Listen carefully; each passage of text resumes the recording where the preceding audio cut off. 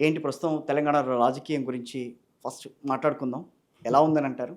Congress party ఏమాత్రం కూడా ప్రజలకు విశ్వాసం లేదు. హ్మ్.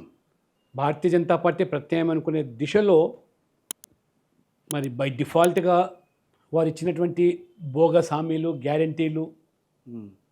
కేసీఆర్ వద్దనుకున్నప్పుడు విధిలేని పరిస్థితిలో కాంగ్రెస్‌కు ఓటేసి గెలిపిస్తే సంవత్సరం కాలంలోనే తేలిపోయింది. గ్యారంటీలన్నీ బూటకమని, వాళ్ళు ఇచ్చినటువంటి హామీలన్నీ కూడా 420 హామీలని. ఇంకా ముఖ్యమంత్రి గారు రేవంత్ రెడ్డి గారు బీద అరుపులు. మొత్తం రాష్ట్రమంతా కూడా అప్పుల ఉబ్బిలోకి నెట్టిపోయింది గత ప్రభుత్వం. వారు మాకు చేతికి చిప్పిచ్చారు. ఈ చిప్ప పట్టుకొని ఢిల్లీ పోతుంటే ఢిల్లీలో ఎవరు ఖాతరు చేస్తలేరు. నన్ను చూస్తే ఒక దొంగను చూసినట్టుగా ఢిల్లీలో చూస్తూ ఉన్నారు. అప్పులు అడితే చెప్పులు ఎత్తుకుపోయేవాడు వచ్చినట్టుగా భావిస్తూ ఉన్నారు.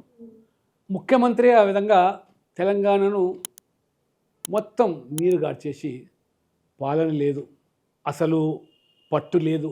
హ్మ్. ఒకవైపు హైకమాండ్ పోరు, రెండో వైపు ఇంటి పోరు.